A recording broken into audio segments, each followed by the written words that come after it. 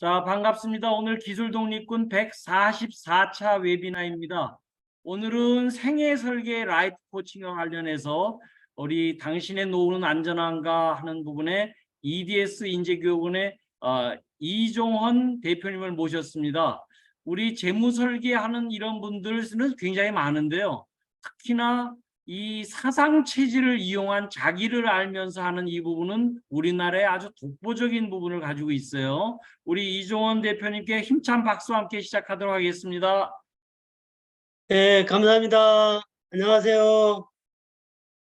네, 저는 오늘 우리 정구철 회장님께서 아주 좋은 말씀 해주셨습니다. 오늘 제가 하고자 하는 것은 생애설계 라이프 코칭인데요. 좀 독특합니다. 이제 제가 그 사상 체질을 이용을 해서 우리 그 자기의 가지고 있는 기질이 다 다르지 않습니까? 거기에 따라서 내가 어떻게 라이프 코칭 설계를 해야 되는지 이런 부분들을 강의를 하고 있습니다. 자, 시작을 하도록 하겠습니다. 원래 그 생애 설계는요, 건강이나 재무, 사회적 관계, 자기개발, 또 여가나 주거에 관해서 자신의 그 생애 기간 동안에 개인의 생활과 가족의 그런 생활을 하는 데 있어서 보다 만족스러운 삶을 살기 위해서 목표를 수립을 하고 또 어떻게 살아갈 것인지에 대해서 구체적으로 계획을 세워보는 것이 바로 생애설계 라이프 코칭입니다. 하지만 지금 4차 산업혁명 시대는 초연결, 초지능, 초융합의 시대이기 때문에 생애설계가 또 다시 재설계를 해야 되는 그러한 시점입니다. 특히 그 베이비 부모들은 생애 설계가 잘 돼 있지는 않았고요. 또 획일적인 그런 모습으로 생애 설계를 돼 있습니다. 왜냐하면 아날로그 시대에 그렇게 적용이 돼 있기 때문에 그렇고요. 이제는 그 고령화로 돼 있고 장수 시대로 돼 있기 때문에 생애 주기가 매우 길어졌습니다. 그래서 이런 디지털 시대의 변화에 적응하는데 많은 그 어려움을 겪고 있기 때문에 제가 생애 설계, 재설계를 하는 그런 프로그램을 운영을 하고 있습니다. 여러분들께서도 많이 이용을 해주셨으면 좋겠습니다.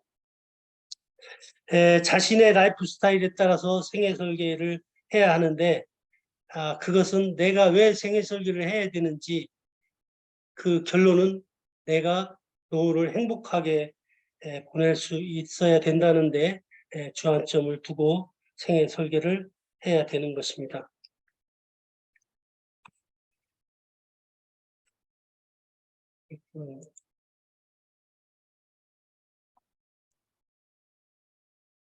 네, 다음은 제가 저는 그 농협은행의 지점장을 역임을 했고요. 농협 안성교육원의 그 교수로 오랫동안 근무를 했습니다. 그래서 그걸 바탕으로 해서 퇴직을 하고 나서요, 동국대 그 평생교육원 강사를 쭉 하다가 또 현재는 농협조합원 현장교육 순회 강사를 하고 있고 또 한 6년 전부터 EDS 인재교육 협동조합을 설립해서 대표직을 맡고 있습니다. 그런 중에 제가 왜 이 생애 설계에 하게 됐냐면 제가 체질에 대해서 또 관심이 많았습니다. 그러다 보니까 이 체질을 잘 하시는 그 임동구 박사님이 계신데 그분을 만나서 내가 뭔가 새로운 특색 있는 강의를 좀 개발을 해야 되겠다 해서 하다 보니까 체질이 이게 예, 떠올랐어요. 그래서 그분하고 같이 연합을 해서 새로운 프로그램 개발을 했고 강의를 쭉 이어오다가 제가 또 이런 재무설계나 이런 쪽에 은행에 있었기 때문에 많은 그 노하우를 가지고 있어서 그분의 이제 접목을 해서 체질에 따라서 이 라이프 기질이 틀리기 때문에 자기의 라이프 사이클이 틀린데 똑같은 생애 설계를 한다면 뭔가 이게 문제가 있지 않느냐 하는 그런데 중점을 두고 제가 그 생애 설계를 라이프 스타일에 따라서 하는 맞춤식 그런 생애 설계를 강의를 개발을 하게 되었습니다. 여러분들도 많이 좀 저를 찾아주시면 좋겠습니다. 자, 오늘은 노후 생활의 기초하고 우리가 평생소득을 만들기 위해서 어떠한 부분을 챙겨야 하는지 이런 시간을 갖도록 하겠습니다. 많은 시간을 저한테 할애해야 된다면 좋겠지만은 짧은 시간 동안에 여러분들과 같이 공유를 해야 되기 때문에 간단하게 오늘은 여러분들의 설명을 드리겠습니다. 먼저 노후 생애 설계의 기초입니다. 노후 생애 설계를 하려면 우리가 노후에 어떤 삶의 여유를 가지고 살아야 되지 않습니까? 근데 여러분들은 어떤 경우에 여유를 느끼십니까? 여러분들은 삶의 여유를 어떤 때 느끼십니까? 대부분이 삶의 여유는 다음과 같은 단어가 나올 때 여유를 느낀다고 합니다. 넉넉함과 충만함, 그리고 다복함, 이런 단어를 느낄 때 우리가 여유로움을 느낄 수 있다고 합니다. 그러면 이러한 여유는 언제 느낄까요? 우리가 하루 중에 여유는 언제 느낍니까? 보통 저녁에 하루의 일과를 끝내고 저녁에 가족들과 함께 오손도손 밥을 먹으며 나누는 그런 넉넉함, 그럴 때 여유를 느끼고요. 우리가 또 1년의 넉넉함은 언제 느낍니까?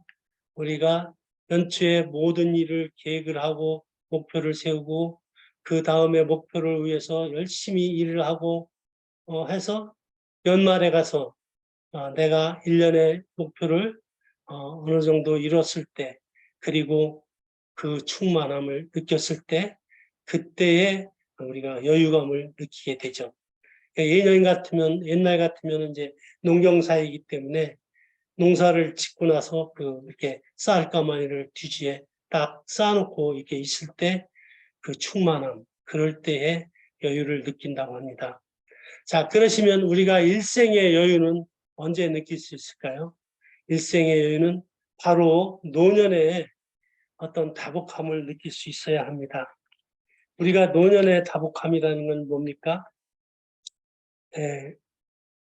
아들, 딸 이제 잘 키워가지고 결혼시키고 부부가 함께 건강하게 지내는 그런 다복함, 그것이 인생의 여유임이 아닐까 이렇게 생각을 합니다. 그래서 우리가 생애 설계를 하는 것은 이런 삶의 여유를 가지고 살 수 있도록 계획을 하고 목표를 세워서 그것을 실천해 나가는 그런 과정을 말할 수 있겠습니다. 그런데 우리 베이비부모들은 퇴직 후에 착각을 하고 그동안에 그 생애 설계할 때 착각을 해서 우리가 그 계획을 세웠습니다. 그 가장 큰 세 가지 중에 첫 번째는 우리 인생은 80세까지 살 것이다 라는 그런 예측하에 생애 설계를 했습니다. 왜냐하면은 저희들이 크고 지금까지 살아왔을 때는 우리 그 조상들은 아주 생애가 엄청나게 짧았어요. 그런 짧은 생애 동안을 통해서 계획을 세웠고 살아왔기 때문에 우리들은 예전 같으면 60세인데 우리는 80세까지 사는 거로 세우면 되겠다. 이런 생각을 해서 모든 기준을 이 80세로 맞춰놨습니다. 그래서 보험에 설계할 때도 80세면 우리가 인생을 다 사는 거로 이렇게 해서 사망 했을 때 타는 그것도 80세 기준으로 이렇게 전부로 맞춰놔 있기 때문에 이게 뭔가 이제 잘못됐다는 것을 우리가 알게 됐죠. 예, 그러니까 이 첫 번째 착각이 이제 내 인생이 80세였다는 그런 착각이었다는 거죠.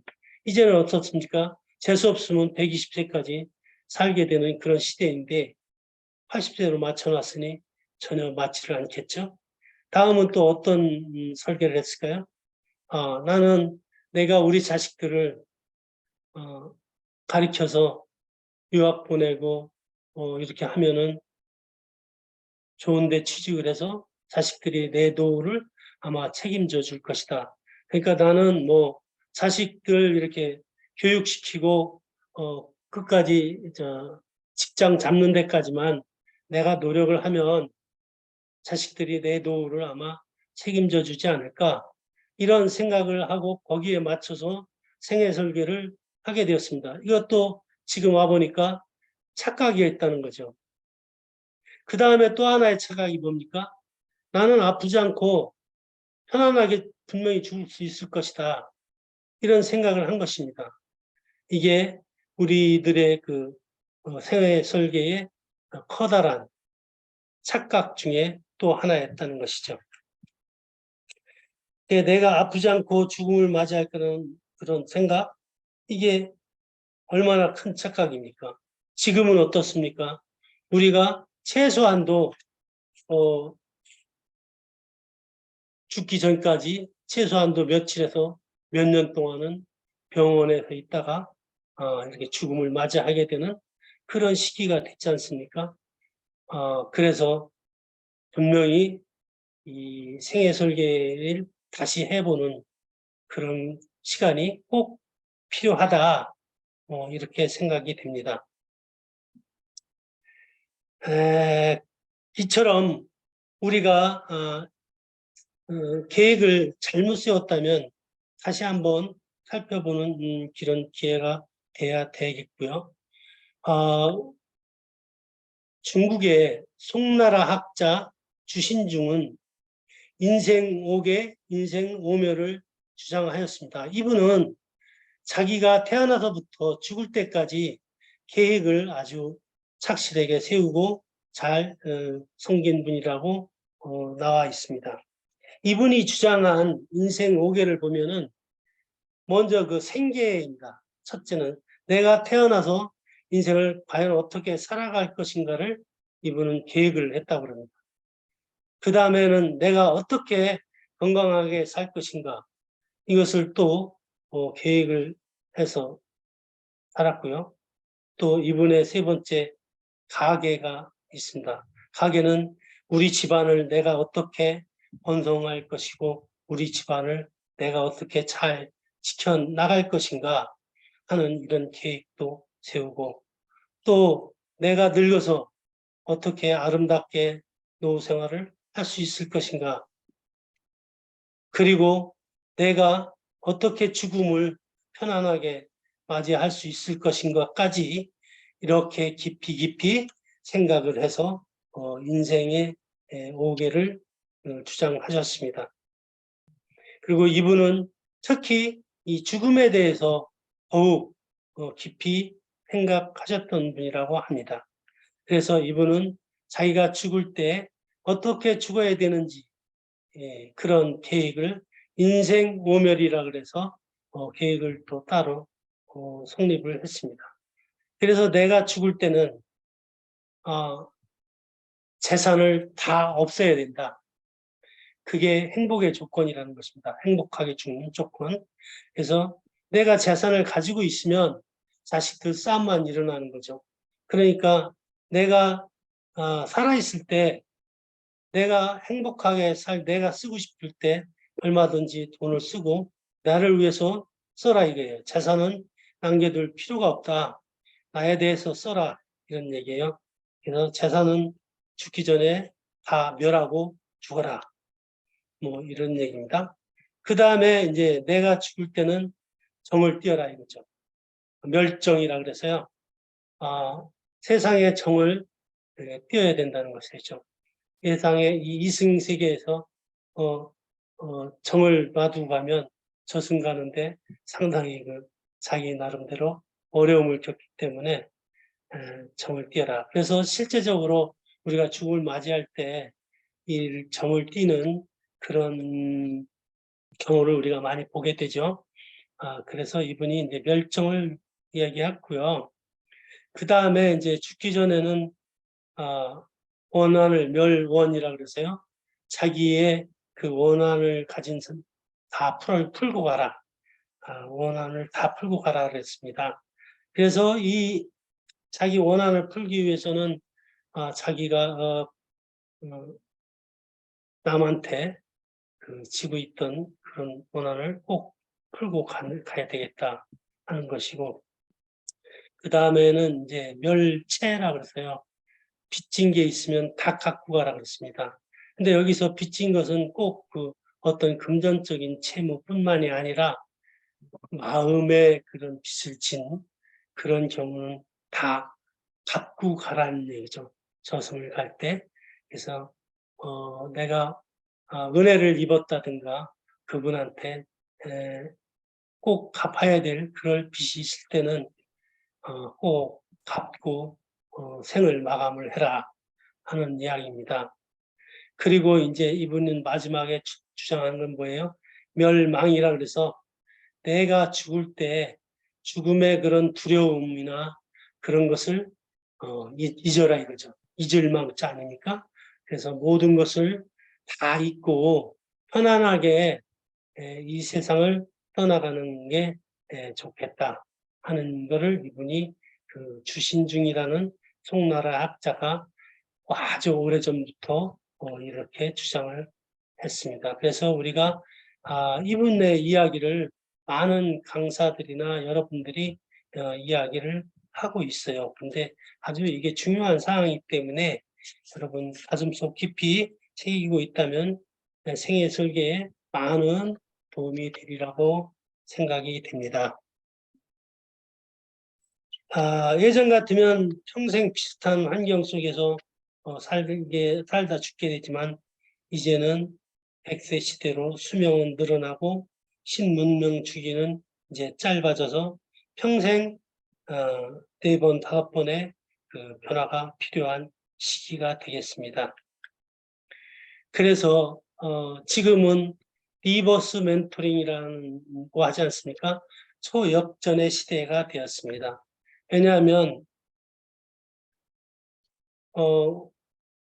후배가 선배보다 똑똑한 세상이고요. 사원이 임원보다 더 똑똑한 세상이라는 겁니다. 근데 이런 분들이 왜 이런 젊은 세대가 우리 어른보다 똑똑할까요? 예전 같으면은 젊은 사람이 지능이 높아서 이런 나타난 현상일까요? 그렇지는 않습니다. 옛날에는 그 길을 아이들이 어른들한테 물었는데 이제는 어른들이 아이들한테 길을 물어봐야 되는 이런 세상이 됐다는 것이죠. 왜냐하면 그분들은 요즘 태어나는 아이들은요, 이 디지털 원시인이라는 이야기를 하잖아요. 디지털 원시인. 그리고 우리 기성세대의 저희 베이비부모 세대들은 디지털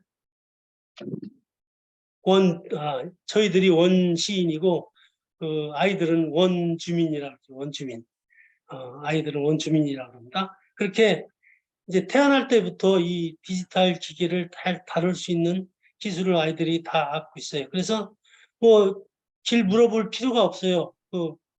이 핸드폰에다가 뭐 길 이렇게 치면은 어떻게 가라는 거 다 나오고 내가 어떻게 살아왔는 거 이야기 안 해도 그 인생에 대한 그분에 대한 인생을 다 알아볼 수 있는 이런 시대가 됐기 때문에 어마어마하게 이게 시대가 역전이 된 거죠. 근데 이 아이들이 지능이 높아서 그런 건 아니지만 어쨌든 이 기술의 발달로 인해서 이 신문명의 그 주기가 단축되면서 그 생긴 현상이기 때문에 어쩔 수 없다. 예전에는 뭐 이렇게 오래 걸렸던 농업혁명은 뭐 1000년이 갔었고 산업혁명 시대는 300년이 갔었고 우리가 정보혁명 시대는 30년이 갔었지만은 이제는 뭐 10년마다 이제는 뭐 1년마다 뭐 많이 변하게 되는 이런 시대가 되었습니다. 그러다 보니까 우리의 생애 설계도 자꾸 거기에 맞춰서 변경해야 되는 이런 시대가 되었다 이렇게 생각이 됩니다. 자, 이제 그러면 생애 설계를 하다 보면 무엇이 기초가 되냐면 과연 나는 어떻게 살아가는가? Why do I live? 어떻게 사는가? 이게 이제 제일 중요한 사항이겠죠. 근데 내가 어떻게 사는 거는 잘 모릅니다. 또 난 누구인가? 도대체 내가 누구인가? 여기에 의문을 두다 보면은 궁금하지 않습니까? 내가 어떤 기질을 태어났고 내가 어떤 인생을 살아야 될 것인지에 대해서 아무도 알 수가 없어요. 저도 이런데 이제 의문을 갖기 시작을 해서 사실은 그 이제 사상 체질에 대해서 예, 공부를 시작하게 되었던 것입니다. 그래서 내가 어떤 기질을 갖고 태어났는데 도대체 사람들은 똑같은 생각을 하게 되고 왜 나는 다른 생각을 가지고 있는데 왜 똑같이 해야 될까? 여기에 대해서 의문을 갖게 되기 시작했습니다. 그래서 생애 설계를 하는 것은 모든 분들이 이런 의문 속에서 한번 출발을 한다면 나의 노후의 행복한 생애 설계는 어떻게 해야 되는지의 어떤 출발점이라고 생각이 되어집니다. 그래서 자신에게 어떤 질문을 한번 던져보는 것. 과거의 나는 어땠고 현재의 나는 어떤 시점에 있는가? 그리고 미래의 나는 어떻게 되어 있을까를 한 번쯤 생각해 보시기 바랍니다. 우리가 삶에 대한 이런 생각을 했을 때 행복하게 살려면은 이렇게 한번 살아보는 게 어떻습니까? 모든 것을 생각하는 것을 두려움을 없이 살고요. 나는 자유롭게 살고 이렇게 이 말은 어디에 나왔냐면 그 그리스인 졸업하는 그 책에 보면 니코스 카잔차스키라는 분이 이걸 얘기를 했는데요. 이분은 너무 그 자유를 갈망을 하는 거죠. 그래서 우리 노후에도 내가 진짜 아무 걱정 없이 자유롭게 한번 내 생애를 한번 살아보면 어떨까? 이런 생각을 한번 가져보시기 바랍니다. 그래서 우리가 노년에는 그런 이런 세 가지 욕구를 우리가 충족을 해야 사람이 행복을 느낄 수 있겠죠. 결국 내가 행복해야 모든 것을 만족할 수 있기 때문에 근데 내가 행복하려면 첫째는 내가 건강을 해야 되고 그 다음에 내가 어떤 일에 성공을 했을 때 그때 행복감을 맛보게 되는 것이죠. 그래서 우리가 행복을 찾기 위해서는 어떻게 해야 되는지 그게 하나의 생애 설계의 또 기본 요소가 되겠습니다. 그래서 행복은 우리가 스스로 자기가 만드는 비빔밥이라고 생각이 됩니다. 흔히들 행복은 뭐 어떤 기준이 없다 그러죠. 그것은 왜냐하면 행복은 자기가 찾는 것이기 때문에 그렇습니다. 그러니까 행복은 어떤 요소들로 우리가 찾는지 한번 보면은 첫째는 우리가 보자라는 그런 요소들입니다. 이것은 우리가 내가 보고 싶은 사람도 있고요. 남들이 나를 보고 싶어하는 사람도 있을 것입니다. 그러면 우리가 남들이 나를 보고 싶어하는 사람들이 많을 때 우리가 행복감을 느끼게 되겠죠. 그래서 우리가 나를 보고 싶어하는 사람을 많이 만들도록 노력을 해줘야 되는 것입니다. 그래서 과연 어떻게 하면 나를 남들이 많이 보고 싶어하게 할까? 이런 것이 행복의 어떤 기본 요소로 작용을 하게 되겠죠. 그 다음에는 내가 어떻게 하면 행복하게 즐겁게 놀 수 있을까? 사실은 우리가 부부 생활을 하면서도 처음에 신혼 시대는 아주 쳐다만 봐도 좋고 진짜 재밌게 놀 수 있는 그런 시간을 가지게 되지 않습니까? 그럴 때 나이가 들면 들수록 이제 점점 같이 놀기도 좀 힘들어지죠. 같이 놀기는커녕 자꾸 이제 점점 멀어지니까 친구도 이제 점점 없어지고 나이가 들면 그렇게 되죠. 같이 놀 사람을 이제 점점 줄어드는데 이 같이 놀 사람을 점점 만들어야 우리가 되는 것입니다. 그래서 우리가 어떤 모임에도 자주 참석을 해야 되고 열심히 어떤 종교 활동도 하고 봉사 활동도 하고 하면서 같이 놀아주도록 노력을 해야 어떤 행복을 찾을 수 있습니다. 그러니까 우리가 생각만 하지 말고 바라만 보지 말고 같이 놀아줘야 합니다. 다음은 우리가 이제 편안하게 쉬어야 되겠죠. 우리가 노후에 편안하게 쉴 수 있어야 되는데 제일 중요한 행복 요건이 편안하게 쉬는 것입니다. 근데 같이 놀 사람을 찾기 힘들지만 같이 쉴 사람을 찾는 것도 정말 정말 힘이 듭니다. 아무것도 하지 않고 가만히 있어도 편안한 사람을 찾는다는 게 그리 쉬운 일이 아니겠죠. 마음이 통하는 사람, 그런 사람을 이제 찾아야 되는데 그런 마음이 통하는 사람을 찾기가 진짜 힘듭니다. 진정 그런 사랑하는 사람, 그런 사람을 한 사람은 찾아 놔야 된다고 생각을 합니다. 말이나 행동과 모습을 꾸미지 않고 만날 수 있는 그런 사람 한 번쯤 있어야 되지 않을까요? 보고 싶어하는 친구, 같이 놀 친구도 좋지만 같이 쉴 친구도 더 좋을 것입니다. 노년에 함께 놀아주고 같이 쉴 수 있는 사람이 있다면 성공한 사람이지 않습니까? 노후의 친구는 같이 있어야 하고 자주 만나야 하고 또 같은 취미면 더 좋겠죠. 가까이서 보고 자주 만나 놀고 같이 쉬고 그런 사람이면 더욱 좋겠습니다. 다음에 그 요소는 우리가 웃자입니다. 우리가 항상 웃는 마음, 긍정의 마음을 가지고 있을 때 우리가 행복의 지수는 올라가는 것이죠. 이 웃는 것은 사람이 건강해지고 행복하게 된다고 합니다. 그래서 웃음은 신이 주는 선물이라고 그러고요. 최고의 보약이라고 합니다. 그리고 천연 항암 치료제라고 합니다. 이것은 웃음이 주는 신의 선물이죠.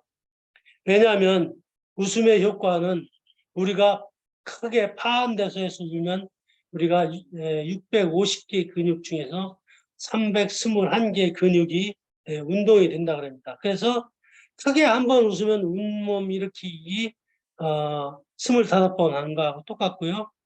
10초 동안 웃으면 노젓기 3분 한 거하고 똑같고 15초 동안 박장대소하며 웃으면은 100m 전력 질주한 것과 같은 운동 효과가 난다 합니다. 그래서 우리가 웃으면 나오는 호르몬이 약 한 21가지의 호르몬이 나오는데 여기에 엔돌핀, 도파민, 옥시토신, 세로토닌, 또 멜라토닌, 다이돌핀 이런 게 나오고요.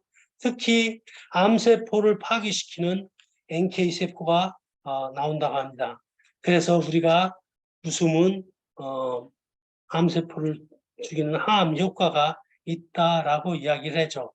우리가 이렇게 4가지 요소를 잘 노후에 관리만 해준다면 행복은 항상 찾아올 것이라 생각합니다. 사실 우리나라 사람들은 많이 웃지 않죠. 웃지 않는 사람이 너무 많기 때문에 많이 웃어줘야 우리가 노후에 건강도 찾고 행복하게 살 수 있다고 합니다.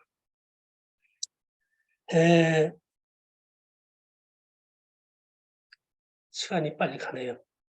자, 노후에 우리 행복에 중요한 것이 KB금융지주에서 조사한 자료에 보니까 제일 중요한 게 이제 건강 요소였고요. 그 다음에 중요한 게 이제 돈이었습니다.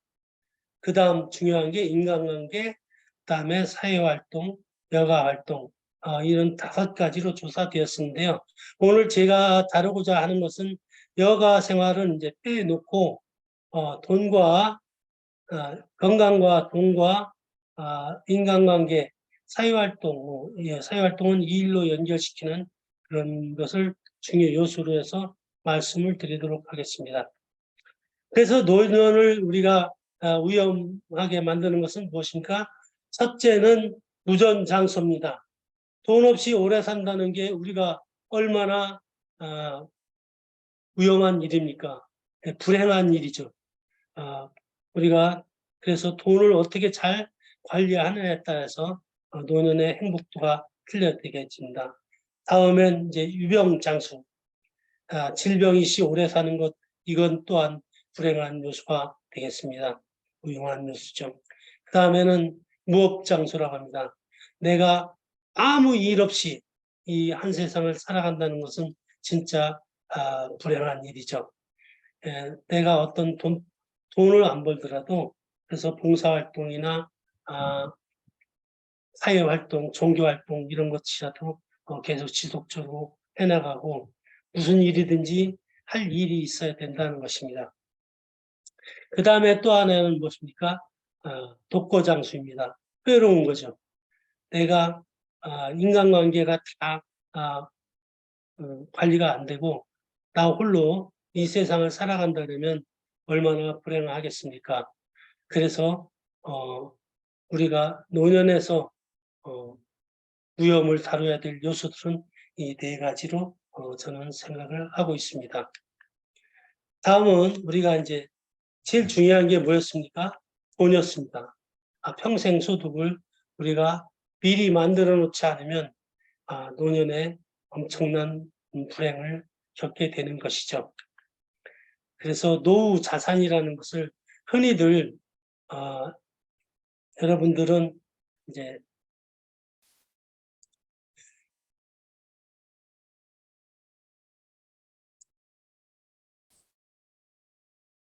유형자산과 무형자산 이 2가지로만 생각을 하시는데 실제적으로 이 노후 생애 설계에서는 더 중요한 것이 뭐냐면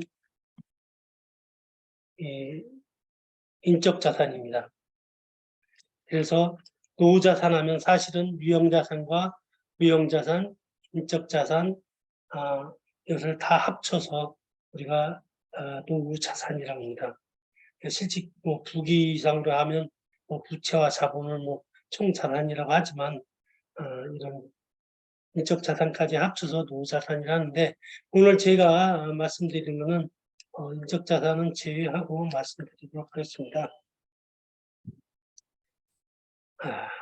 협의의 자산과 과밀 자산 이렇게 나누는 것이고요. 자, 노년의 삶은 3가지로 우리가 살 수 있잖아요. 우리가 노년은 첫째는 무엇입니까? 돈 없으면 못 살겠죠, 돈. 네. 우리가 또 살 수 있는 건 무엇입니까?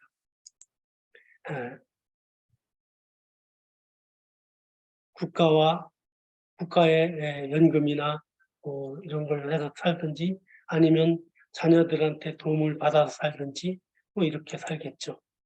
다음에는 돈도 없고 내가 국가로부터 연금이나 자식의 지원이 없다면 내 건강한 몸으로 이 몸이 닿을 때까지 일을 하면서 이 일을 해서 돈을 벌어 살아야 되겠죠. 그러니까 우리가 노후에 사는 방법은 딱 3가지밖에 없어요.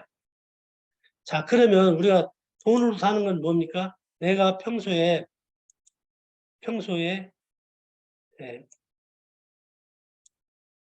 이 벌어놓은 돈이 있다면 그것을 일생 동안 잘 나누어 관리하면서 쓰는 것이 내 노년의 삶이겠죠. 그렇지 않으면 뭡니까? 내가 연금이나 이런 국가의 혜택을 볼 수 있도록 계속 차곡차곡 이런 보장 자산을 쌓아놨다면 이것으로 세상을 살 수 있겠죠. 평생을. 그렇지 않으면 이 건강을 자산으로 해서 열심히 일을 하며 사는 이런 시대에 됐습니다. 그래서 우리가 노후의 리스크를 줄이려면 첫째, 나이가 들어서는 절대 창업을 하지 말라는 것이죠. 창업하다 망한 사람 무지무지하게 많습니다.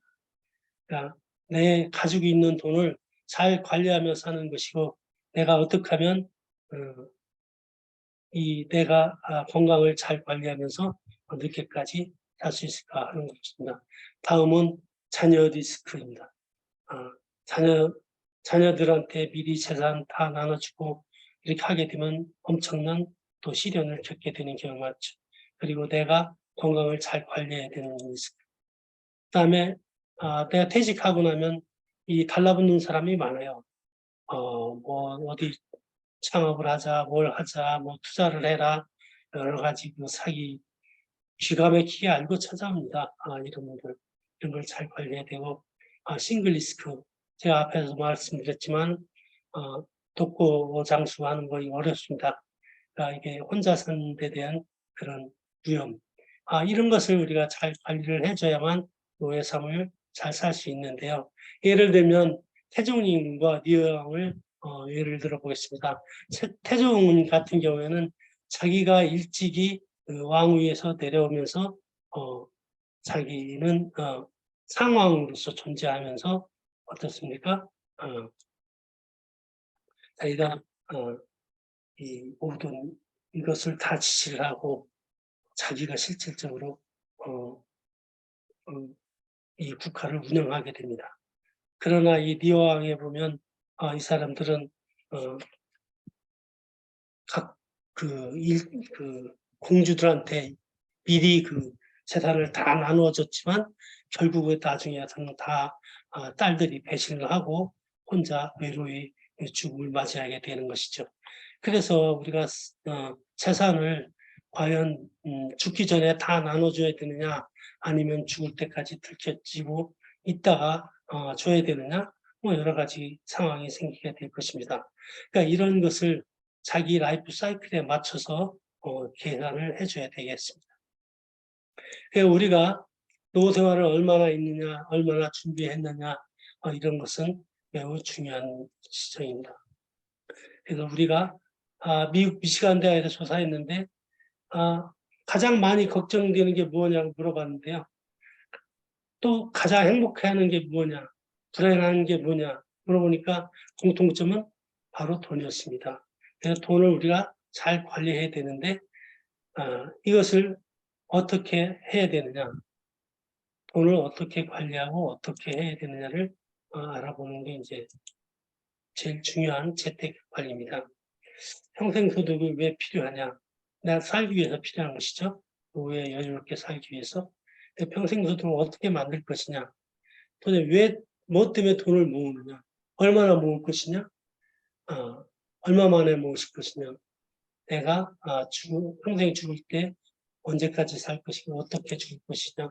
명확한 그 목적의식, 현재의 상황을 잘 파악을 해서 구체적으로 실행 계획을 수립을 하고 꾸준한 계획을 실천을 해야 되는데 이렇게 디테일하게 이 계획을 세워야 되는데 이거는 여러분들이 각자 해보셔야 된다고 생각을 합니다.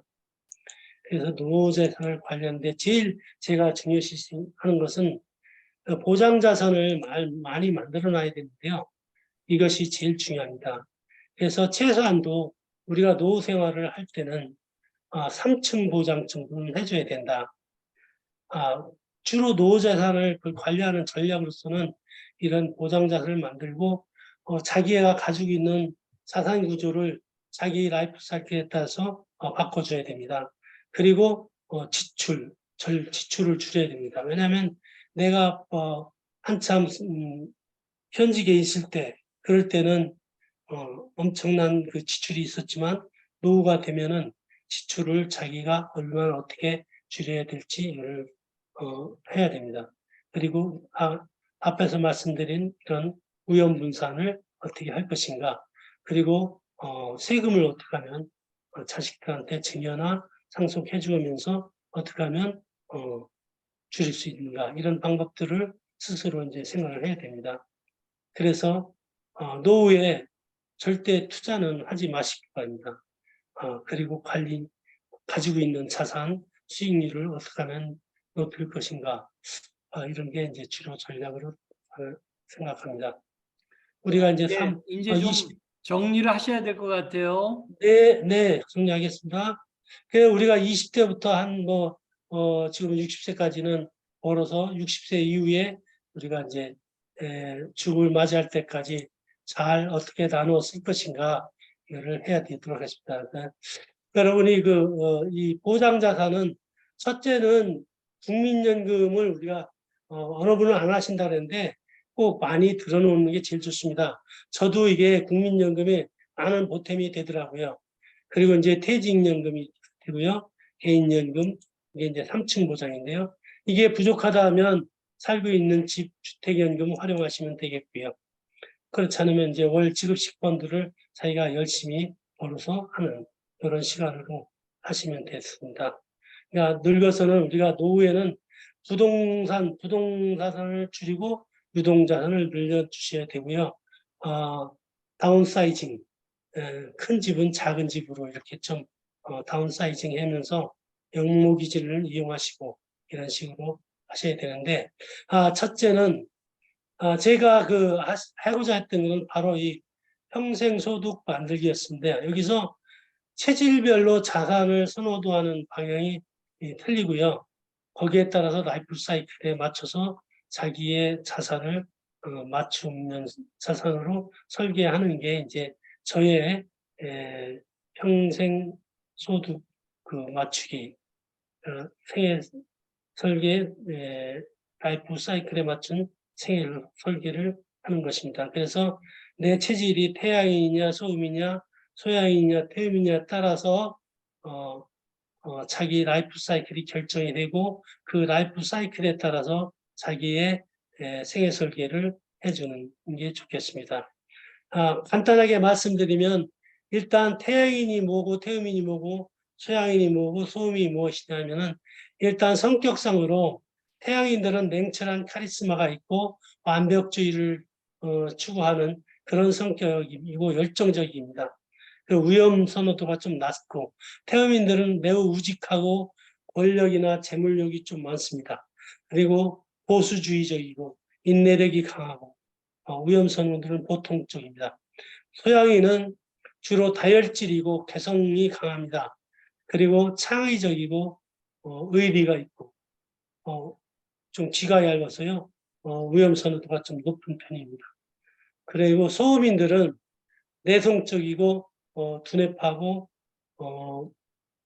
논리적이고 이런 사람들이 소음입니다. 그래서 논리적이고 분석적인 성격을 가지고 있고 좀 소극적입니다. 그래서 돌다리 두드려가고는 그런 성격이라서 위험의 선호도가 매우 낮습니다. 그러다 보니까 제가 여기 표를 이렇게 해놨습니다. 그래서 체질별 위험 선호도를 보면 태양인은 카리스마 있고 완벽주의 열정적이라서 어떻습니까? 위험 선호도가 매우 낮습니다. 그러니까 위험 선호도는 매우 높지 않아요. 매우 낮아요. 그다음에 태음인은 활동주의고 겁이 많아요. 그리고 보수주의적이기 때문에 위험 선호도가 이렇게 표시가 되어 있어요.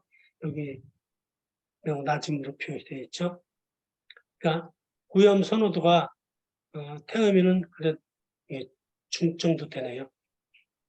그다음에 소양인은 다혈질 창의적 의리파, 소민은 소극적 내선적 분석적이기 때문에 매우 위험 선호도가 낮다 이렇게 볼 수 있습니다.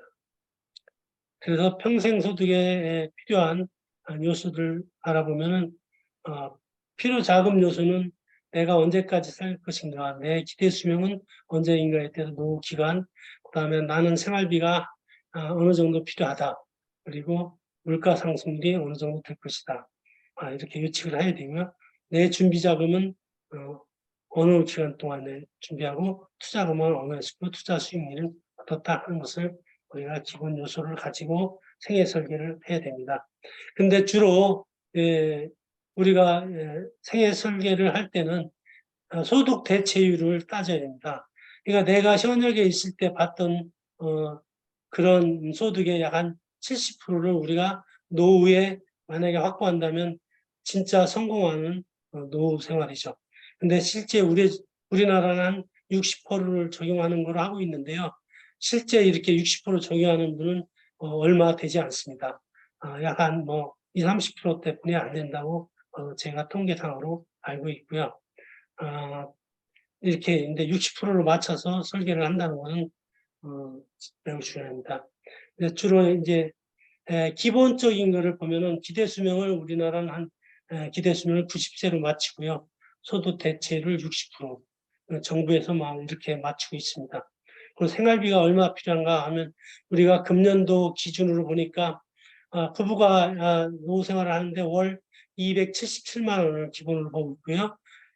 혼자 한 달 생활하는 것은 약 한 177만 원을 기본 소득으로 이렇게 있어야 사는 것으로 평균 생활비가 나와 있습니다. 그리고 자녀 소득 활동 기간은 앞으로 뭐 10년은 더 살 것이다 라고 소득을 활동을 10년은 내가 소득 활동을 할 수 있는 것으로 계산을 하고 이제 노후 설계를 하고 있습니다. 그래서 내가 준비된 자금은 얼마인지, 그래서 연령별 소유자금 배분은 어떻게 해야 되는지 이거 중요한데 60에서 70세는 보건의료비가 많이 나갑니다. 그리고 품위유지비가 증가하고 70에서 80세는 품위유지비는 감소하지만 보건의료비가 훨씬 증가하게 되겠죠. 이렇게 세부적인 요인들을 감안을 해서 노후 생각을 해야 됩니다. 자, 그러니까 제가 이제 대강 먼저 말씀드린 90세 기준으로 해서 월 소득액 이 부부의 경우에 277만 원, 개인의 경우에 117만 원을 해서 이게 따져봤더니 40년을 앞으로 산다 그러면 14억 정도가 필요하고 30년을 산다 그러면 9억 9천만 원, 한 10억 정도가 이렇게 필요한 거로 국민연금공단 발표 자료가 나와 있습니다.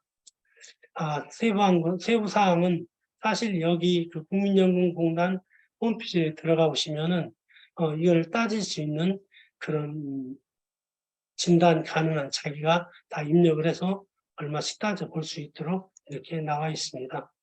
그리고 그게 안 되면은 은행이나 여기에 가시면은 자기가 거래하는 은행에 자산관리센터에 가시면은 모든 게 이렇게 상당 결과물이 한꺼번에 나옵니다. 옛날에는 뭐 보험 전문가, 세무사, 회계사, 법률가, 부동산 트레이너한테 다 따로따로 물어봤었지만 이제는 한 군데 가시면 전체 이런 것이 하나의 상당 결과물로 나오게 됩니다. 기타 제가 시간 관계상 많은 것을 설명을 드리지 못했지만 더 필요한 사항은 제가 요 자료로서 아마 올려드리도록 하겠습니다. 질문 사항이 있으시면 자, 제가 질문하실 분 있으시면 잠깐 바로 좀 질문해 주실까요? 네네, 질문 받도록 하겠습니다. 자, 질문이 없으시면요. 그 전에 그 보조 자료 있었던 거 잠깐 설명을 해 주시면 좋을 것 같은데요. 네, 잠시요. 보조자료 제가 띄워드렸습니다. 우리 이종원 대표님이 재무 설계는 원래 잘하시지만 그 사상 체질과 연관해서 할 수 있는 부분에 우리나라에서 독보적이기 때문에 그런 부분 쪽을 한번 같이 하시면 좋을 것 같아요. 너 자신을 알라 자기 사상 체질을 잘 모르거든요. 자기 성격과 이런 성향을 알아서 그 노후 설계하는 부분이 있으면은 리스크를 굉장히 줄일 수 있는 방법론이라고 생각을 합니다. 우리 네, 질문 있으시면 말씀해 주세요. 예, 김정기 코치님이 그 얘기하는 사상체질 책이 우리 임동구 박사님이 우리 기술독립군의 임동구 박사님이 쓴 책이 아주 좋은 책이 있습니다. 그 나중에 여기 오시면 제가 빌려드릴 수 있습니다. 제가 책 나중에 알려드릴게요. 더 보조 자료 있으시면 보조 자료 말씀하시면 좋을 것 같아요. 네, 잠깐요.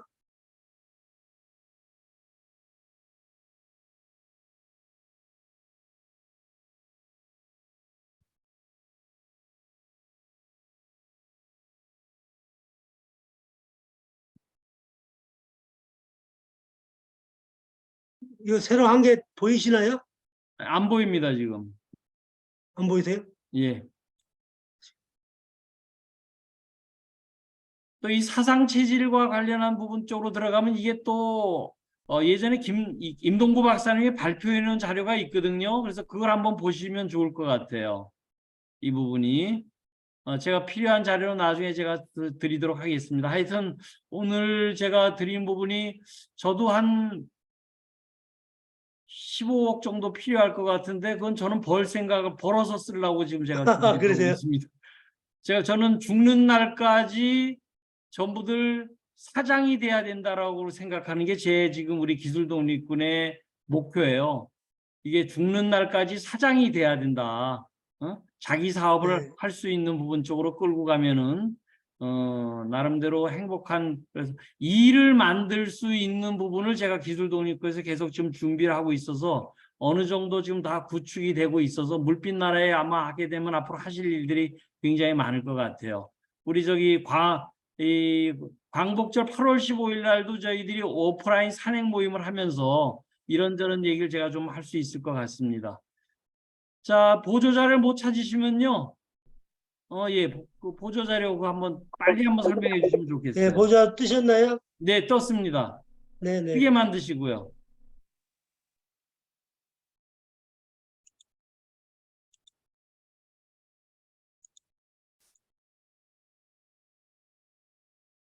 자, 이게 제가 설명을 좀 그냥 드릴까요, 그러면? 예, 지금 한 5분 동안에 그냥 빠르게 설명해 주시면 좋을 것 같아요. 네.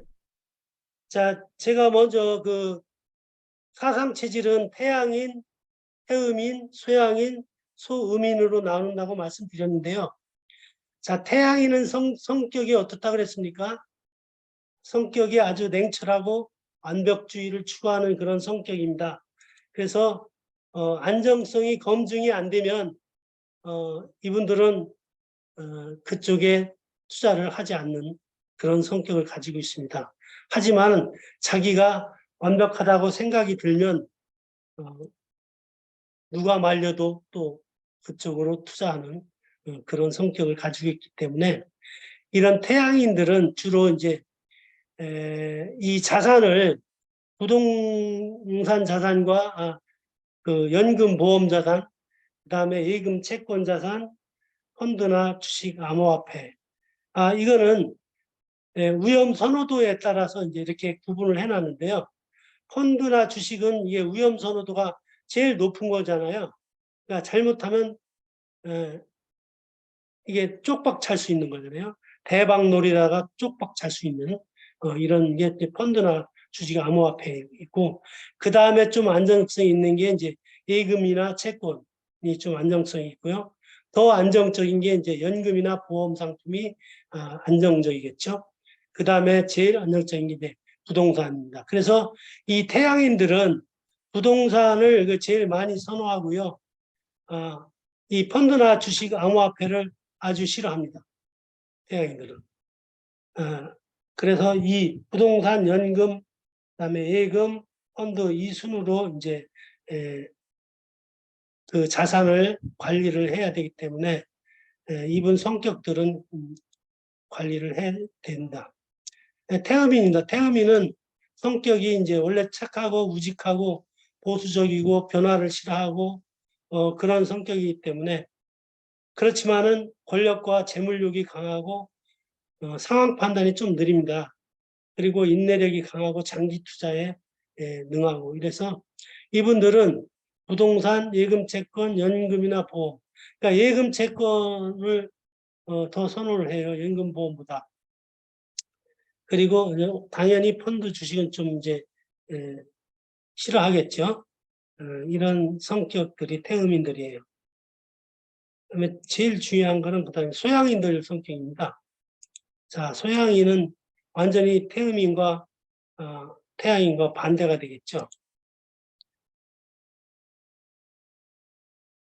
소양인들은 그 성격이 낙천적이고 창의적이고 개성이 강하고 화끈한 성격입니다. 그리고 좀 경솔해요.